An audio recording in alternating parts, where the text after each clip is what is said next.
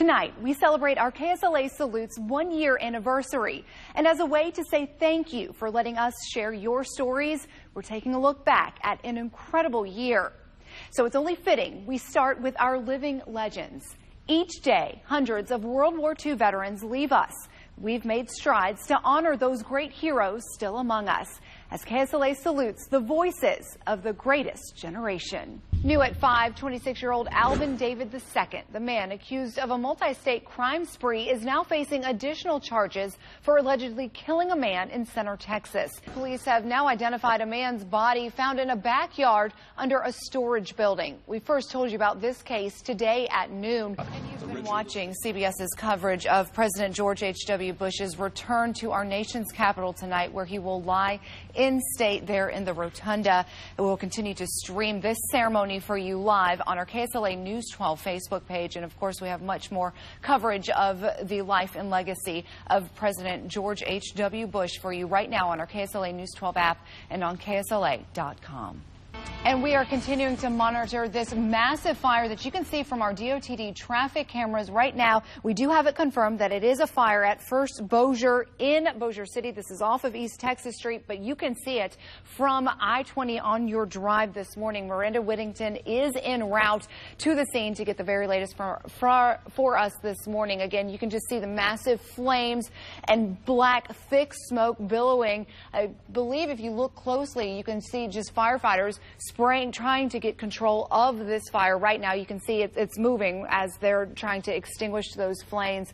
We're going to go ahead and stay on this. Just look at this as traffic is going through right now. Just see how massive it is. We've got Christian Picos working together the very latest details for us at this hour. Again, Miranda Whittington is headed to the scene right now. This fire growing by the second as firefighters are working frantically to put it out. We'll have the very latest after the break. This just into our KSLA News 12 newsroom. You are looking live right now at a massive fire at First Bossier in Bossier City. You can see firefighters on scene. These are the flames that we could see, drivers could see from I-20 this morning. Look at Miranda Whittington is live on the scene. You can see them trying to put out those flames. We're continuing to follow this massive fire from First Bossier Church in Bossier City this morning. Multiple agencies on scene. You can see those flames right there. This is a live look from the scene and a live look from our DOTD cameras where drivers are seeing the flames and the smoke as the sun is coming up on their commute. Tomorrow marks 1 year since the tragic death of Amanda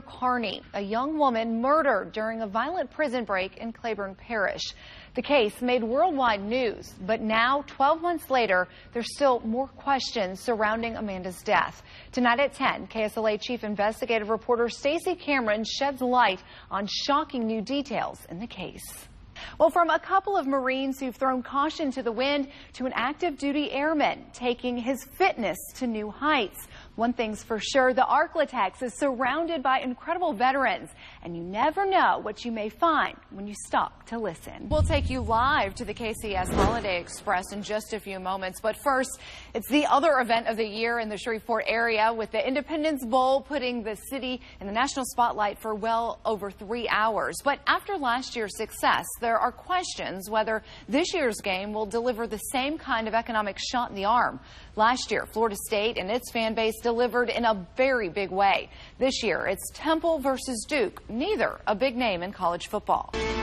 Breaking news at 5 o'clock, we've just learned deputies in DeSoto Parish arrested a man accused of leaving 9 dogs malnourished in 100-degree weather. Just minutes ago, we learned 35-year-old Otis Williams Jr. was arrested on 9 counts of aggravated cruelty to animals. Deputies say he left his 9 dogs without adequate water, food, or shelter during this triple-digit heat.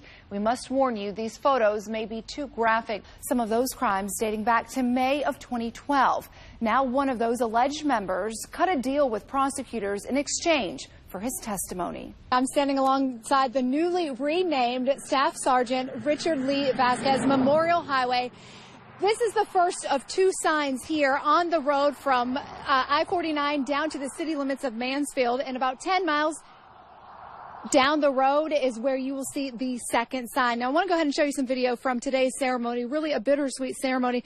Remember, some of his Army buddies, family, friends, the city of Mansfield, and community members from DeSoto Parish, including the Patriot Guard riders, all there gathered in front of the courthouse there in DeSoto Parish in Mansfield to honor Richard Lee Vasquez. Of course, Vasquez was killed nearly 5 years ago while on deployment in Afghanistan. He was hit by an IED just days after his 28th birthday.